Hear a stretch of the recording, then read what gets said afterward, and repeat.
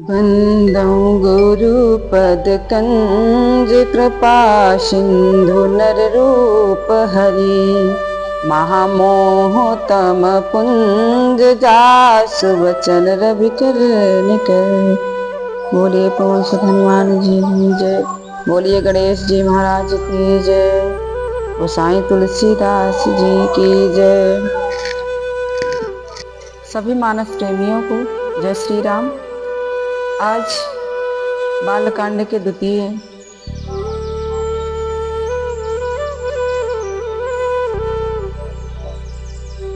सभी मानस प्रेमियों को जय श्री राम। आज बालकांड में राजा हिमांचल के द्वारे बारात शिव जी की पहुंच चुकी है। अब आइए अगला प्रसंग सुनते हैं। जय श्री राम।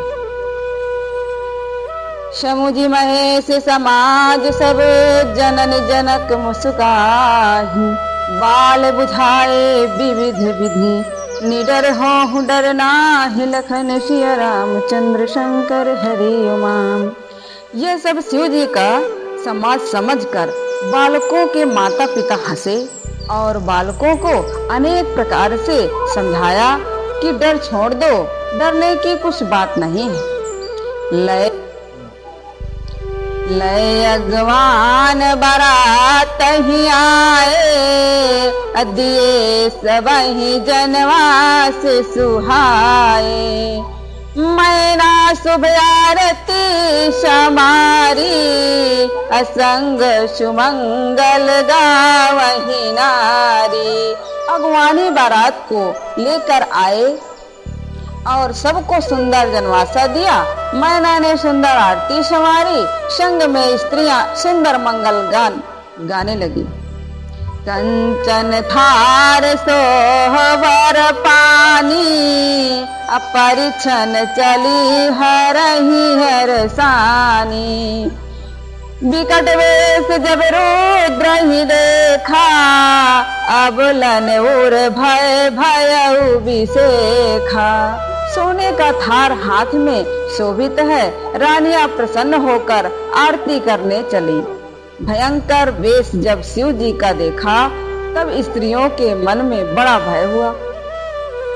भागी भवन पैठी अति त्रासा गए महेश जहाँ जनवासा। मैना हृदय भयउ दुख भारी अलीनी बोल गिरीश कुमारी। भागकर घर में बड़े दुख से बैठ गई और शिव जी जहाँ जनवासा था वहां गए। मैना के चित्त में बड़ा दुख हुआ और उसने पार्वती को बुलाया।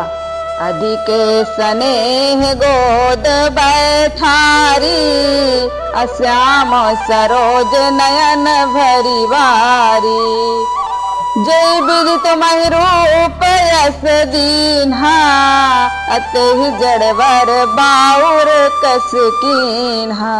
बड़े प्रेम से गोद में बैठाकर नील कमल से नेत्रों में जल भर कर कहा, जिस विधाता ने तुमको ऐसा रूप दिया है उस मूर्ख ने वर को कैसा बावला कर दिया।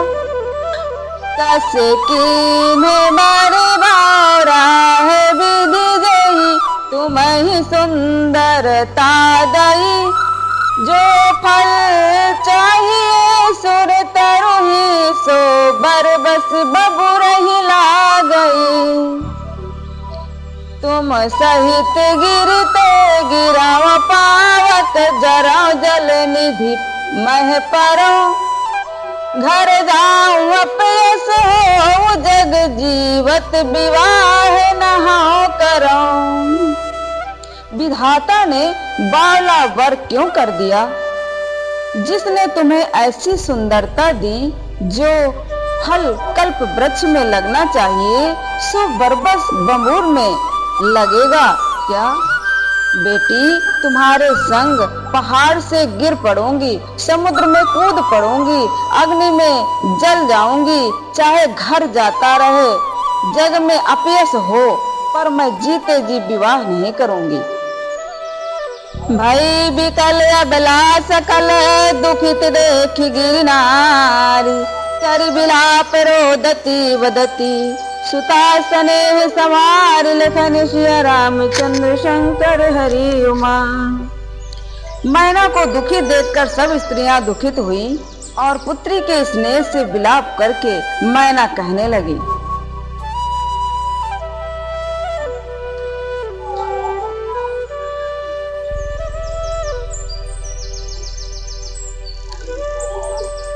नारद कर मैं कहा बिगारा, अब भवन मोर जिन बसत उजारा, अस उपदेश मही जिन दीन्हा, अब और बरहि लागी तप कीन्हा।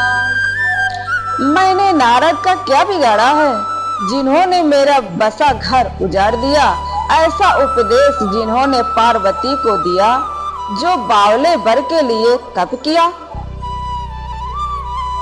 साच होने के मोह ना माया, उदासीन धन धाम न जाया, पर घर घालक लाज न भीरा, अब बांझ की जान प्रसव की पीरा।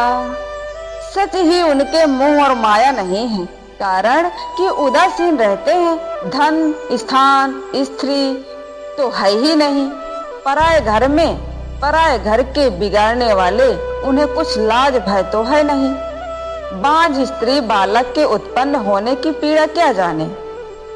मैना ने कहा, जननी ही बिकल बिलोक भवानी, अब बोली युत विवेक मृदुबानी, अस विचार सोचहु मति माता, असो न टरै जो रचय विधाता। माता को पार्वती समझाती हैं।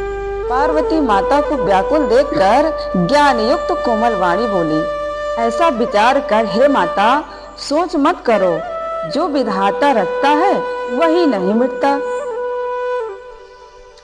कर में लिखा जो बाउर ना हूँ, तो कत दोष लगाइए काहू, तुम सन मिटही की विधि के अंका, अम्मा तू व्यर्थ जन लेहु कलंका।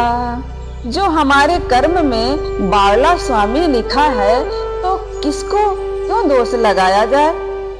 मैया, क्या तुमसे विधाता के अंक मिट जाएंगे, वृथा कलंक मत लो।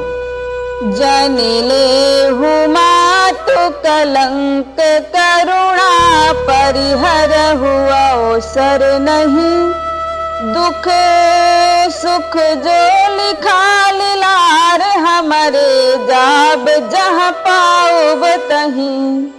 सुनियो माँ बचन विनीत कोमल, सकल अबला सोचही, बहु भांति विधि लगाए दूषण, नयन बारी विमोचही।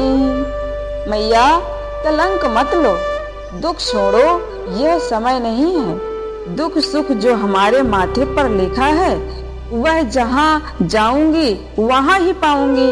पार्वती के ऐसा नम्रता युक्त कोमल वचन सुनकर सब स्त्रियां सोचने लगी और बहुत प्रकार से विधाता को दोष लगाकर नेत्रों से जल छोड़ने लगी।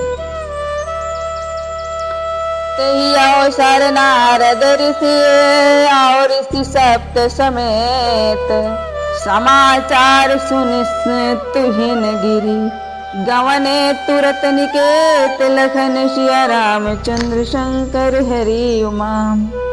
उसी समय नारद जी और सप्त ऋषि सहित यह समाचार सुनकर तुरंत हिमाचल के घर आए। तब नारद सबहि समुझावा, अपूरब कथा प्रसंग सुनावा। मैना सत्य सुनाहु मम बानी, जगदम्बा तव सुता भवानी। तब नारद जी ने सबको ही समझाया और पहली कथा का प्रसंग सुनाया। मैना, हमारी सच्ची बात सुनो, तुम्हारी कन्या जगत की माता है। अजायनादि शक्ति अविनाशिनी, सदा शंभुवर्धंग निवासिनी, जग संभव पालन लय कारिणी, निज इच्छा लीला वपुधारिणी। जन्म रहित अनादि शक्ति अविनाशिनी है और सदा शिव जी के आधे अंग में निवास करने वाली है। जगत की उत्पत्ति, पालन तथा नाश करने वाली, अपनी इच्छा और लीला से शरीर धारण करने वाली है। जन्मे प्रथम दक्ष ग्रह जाई, नाम सती सुंदर तनु पाई, ताऊ सती शंकर ही विवाही, कथा प्रसिद्ध सकल जग माही। पहले दक्ष के घर जन्म लिया था, सुंदर शरीर और सती नाम था। वहाँ भी सती शिव जी को ही ब्याही गई थी। यह कथा सब जगत में प्रसिद्ध है। एक बार आवती शिव संगा, देखे रघुकुल कमल पतंगा, भयो मोह शिव कहा न कीन्हा, ब्रह्मवश वेश सिय कर लीन्हा। एक बार शिव जी के संग आते हुए महाराज श्री रामचंद्र जी को देखकर ऐसी मोह बस हुई कि शिव जी का कहना ना किया और ढंग से जानकी जी का वेश परीक्षा लेने को बनाया। सिय वेश सती जो कीन्हे ही अपराध शंकर परिहरी, हर बिरह जाए बार पितु के यज्ञ योगा नल जरी। अब जन्म तुम्हारे भवन निज पति लाग दारुण तप किया, अस जानी संशय तजहु गिरिजा सर्वदा शंकर प्रिया। सीता जी का वेश जो सती ने किया, इसी अपराध पर शिव जी ने त्याग किया।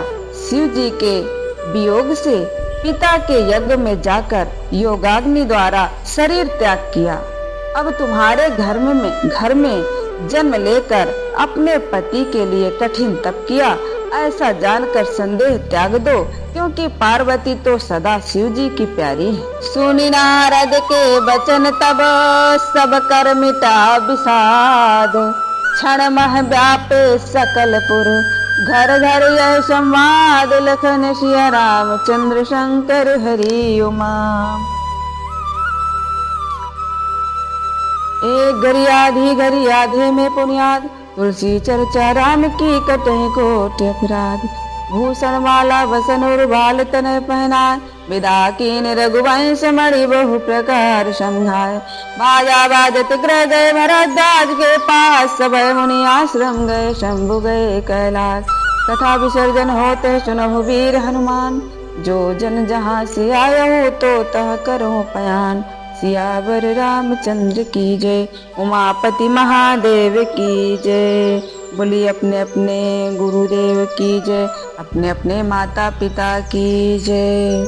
सभी मानस प्रेमियों को जय श्री राम। अब अगला प्रसंग कल होगा। ऐसे ही वीडियो में बने रहें। वीडियो पसंद आए तो लाइक करें, शेयर करें। जय श्री राम।